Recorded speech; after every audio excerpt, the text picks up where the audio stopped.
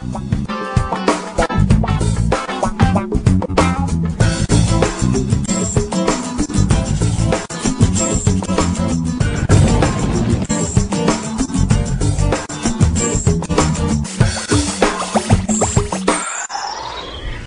these, I got a little obsessed with mine. In fact, I got a little obsessed with all my stuff. Have you ever wondered where all the stuff we buy comes from and where it goes when we throw it out? I couldn't stop wondering about that, so I looked it up. And what the textbook said is that stuff moves through a system from extraction to production to distribution to consumption to disposal. All together, it's called the materials economy. Well, I looked into it a little bit more. In fact, I spent 10 years traveling the world, tracking where our stuff comes from and where it goes. And you know what I found out? That is not the whole story. There is a lot missing from this explanation. For one thing, this system looks like it's fine. No problem. But the truth is, it's a system in crisis. And the reason it's a system in crisis is it's a linear system, and we live on a finite planet. And you cannot run a linear system on a finite planet indefinitely. Every step along the way, this system is interacting with the real world. In real life, it's not happening on a blank white page. It's interacting with societies, cultures, economies, the environment. And all along the way, it's bumping up against limits. Limits we don't see here because the diagram is incomplete. So let's go back through. Let's fill in some of the blanks and see what's missing. Well, one of the most important things that's missing is people. Yes, people. People live and work all along this system. And some people in this system matter a little more than others. Some have a little more say. Who are they? Well, let's start with the government. Now, my friends tell me I should use a tank to symbolize the government, and that's true in many countries and increasingly in our own. After all, more than 50% of our federal tax money is now going to the military. But I'm using a person to symbolize the government because I hold true to the vision and values that government should be of the people, by the people, for the people. It's the government's job to watch out for us, to take care of us. That's their job. Then along came the corporation. Now, the reason the corporation looks bigger than the government is that the corporation is bigger than the government. Of the 100 largest economies on Earth now, 51 are corporations. And as the corporation has grown in size and power, we've seen a little change in the government where they're a little more concerned in making sure everything's working out for those guys than for us. Okay, so let's see what else is missing from this picture. We'll start with extraction, which is a fancy word for natural resource exploitation, which is a fancy word for trashing the planet. What this looks like is we chop down the trees, we blow up mountains to get the metals inside, we use up all the water, and we wipe out the animals. So here we are running up against our first limit. We are running out of resources. We are using too much stuff. Now, I know this can be hard to hear, but it's the truth, so we've got to deal with it. In the past 3 decades alone, 1/3 of the planet's natural resource base has been consumed. Gone. We are cutting and mining and hauling and trashing the place so fast that we're undermining the planet's very ability for people to live here. Where I live, in the United States, we have less than 4% of our original forests left.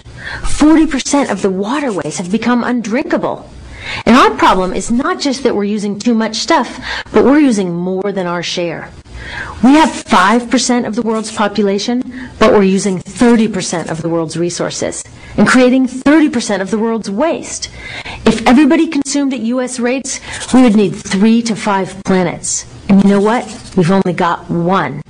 So my country's response to this limitation is simply to go take somebody else's. This is the third world, which some would say is another word for our stuff that somehow got on somebody else's land. So what does that look like? The same thing, trashing the place. 75% of global fisheries now are fished at or beyond capacity. 80% of the planet's original forests are gone. In the Amazon alone, we're losing 2,000 trees a minute. That is 7 football fields a minute. And what about the people who live here? Well, according to these guys, they don't own these resources, even if they've been living there for generations. They don't own the means of production, and they're not buying a lot of stuff. And in this system, if you don't own or buy a lot of stuff, you don't have value. So next, the materials move to production. And what happens there is we use energy to mix toxic chemicals in with the natural resources to make toxic contaminated products. There are over 100,000 synthetic chemicals in use in commerce today. Only a handful of them have even been tested for health impacts, and none have been tested for synergistic health impacts. That means when they interact with all the other chemicals we're exposed to every day.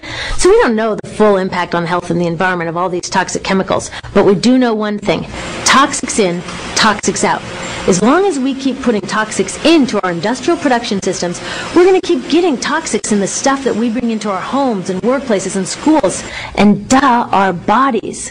Like BFRs, brominated flame retardants. They're a chemical that make things more fireproof, but they are super toxic. They're a neurotoxin. That means toxic to the brain. What are we even doing using a chemical like this? Yet we put it in our computers, our appliances, couches, mattresses, even some pillows. In fact, we take our pillows, we douse them in a neurotoxin, then we bring them home and put our heads on them for 8 hours a night to sleep. Now, I don't know, but it seems to me in this country with so much potential, we could think of a better way to stop our heads from catching on fire at night. Now, these toxics build up the food chain and concentrate in our bodies. Do you know what is the food at the top of the food chain with the highest level of many toxic contaminants? Human breast milk.